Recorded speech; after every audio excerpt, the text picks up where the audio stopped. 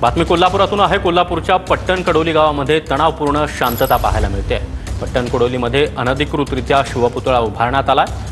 परवानगी न घेतल्याने पोलीस प्रशासन आणि जिल्हा प्रशासनाने या गोष्टीला विरोध केला होता। सध्या महाराजांच्या पुतळ्याची देखभाल ग्रामपंचायत करणार आहे।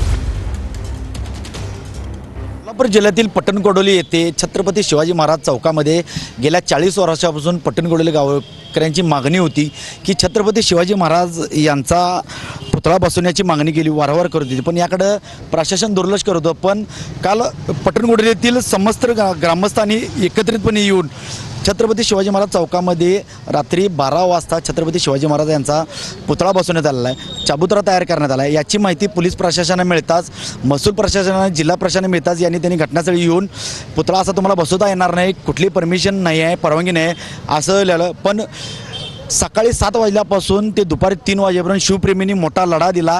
उन्हामध्ये बसून त्यांनी आंदोलन केलं की हा पुतळा आम्ही कुठल्याही परिस्थितीत हलवला जाणार नाही।